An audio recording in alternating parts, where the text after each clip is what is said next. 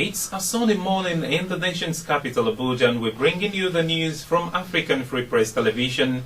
My name is Leo Oketa with the news updates.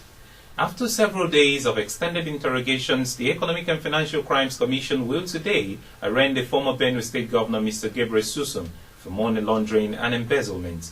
The arraignment of Susum, who ruled Benue State from 2007 to 2015, following the filing of a 9-count charge largely bordering on money laundering to the tune of 3.1 billion naira against him at the Federal High Court, Abuja, on October the 2nd. Susum and his former finance commissioner, Omodachi Okolobia, were alleged to have diverted the proceeds of the sale of shares owned by the Benue State government and Benue Investment Property Company Limited. In a bid to set the stage for the prosecution of Susum, the commission grilled him and his former finance commissioner, Mr. Okolobia, for many days last October, but released them on administrative bail. The offence is punishable under Section 15, subsection 3 of the Money Laundering Prohibition Act 2011, as amended in 2012.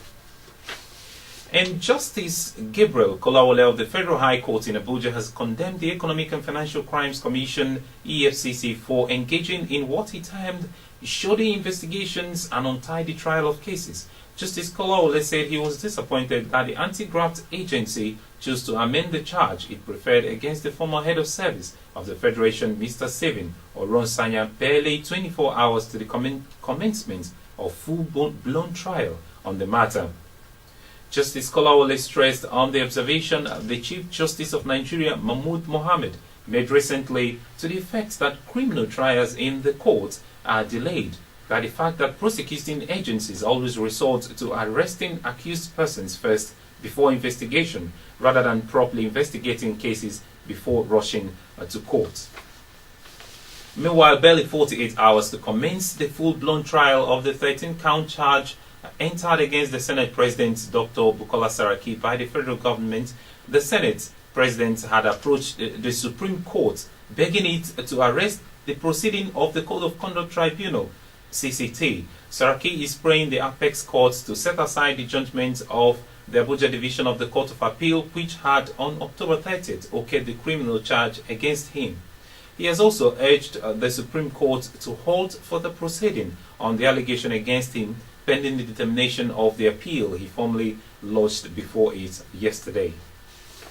And more trouble appears to be underway for former National Security Advisor Colonel Sambo Dasuki, despite being granted leave to travel out for treatment by the Federal High Court. The security operatives yesterday invited Dasuki for questioning over fresh security matters shortly after he left the court. But he told them to approach the court if there is any fresh allegations or security issues against him. Former Adamawa State Governor Boni Haruna may have run into trouble pledge for standing shorty for Dasuki. Haruna was invited for a chat immediately he stepped out of the court premises after signing the bond. The invitation was a follow-up to the assurance by Haruna that Dasuki will not jump bail. But the development made Dasuki counsel to be curious about his clients. Investigations revealed that federal government was displeased by the decision of the court to allow Dasuki to travel out of the country for 3 weeks, when allegations of treason were still being investigated. And down to South now, the campaign train of Bayelsa State Governor Syriac Dickson was attacked yesterday by hoodlums at the Swally Market in the state's capital, Yenagoa. The incident would have degenerated into a brawl but for the intervention of security aides attached to the governor's convoy. Describing the attack as barbaric and undemocratic, the Director of Publicity for Restoration Campaign Organization, Mr. Jonathan Obuibite, alleged that the incident showed that the All Progressive Congress, APC, is a violent party.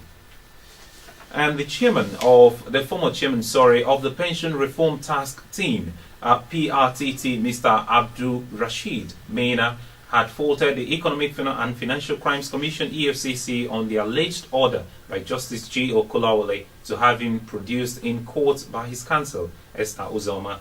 And moreover, Esther Uzoma had made a statement in Abuja saying she made an appearance on July 21st to protest the EFCC claim that her client was on the run when no charge had been served on him, adding that the EFCC action was against the letters of the law.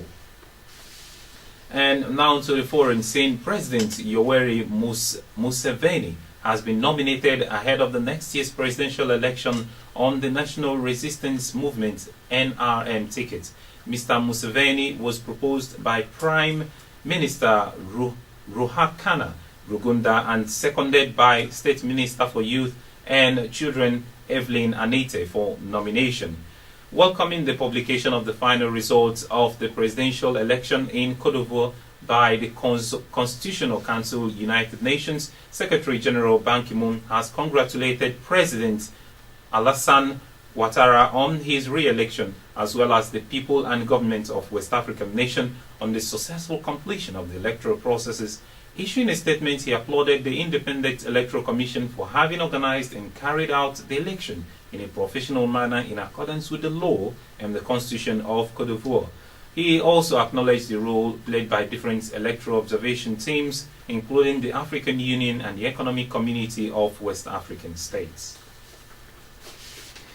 Afghan officials reported that a 21-year-old Afghan woman named Ruxana was stoned to death in Afghanistan after being accused of adultery. The woman, while being stoned, could be heard repeating the Muslim profession of faith as her voice got to a high pitch. According to officials who confirmed the 30-second video clip of the execution aired in Afghan media, the killing took place in a Taliban-controlled area of the Central Ghor province. And in sports, Cesc Fabregas has denied he is at the center of a player revolt against under-fire Chelsea manager Jose Mourinho. A member of the first team had been quoted as saying he would rather lose than win while Jose Mourinho remains in charge at Stamford Bridge. Reports on Tuesday indicated that Fabregas, who was dropped from Chelsea match for the 3-1 defeat to Liverpool on Saturday, was the player orchestrating the opposition against Mourinho. But the former Barcelona midfielder has insisted the accusations are untrue. And that's the news for you on African Free Press Television, coming from you from the nation's capital, Abuja. My name is Leo Oketa. For more stories, please do visit our website at www.africanfreepress.com. Follow us on Twitter at African Free Press, like our Facebook page at africanfreepress.com, and subscribe to our YouTube channel at African Free Press. From me and the whole team in the studio this morning, it's a very good morning to you. Do enjoy the rest of your day.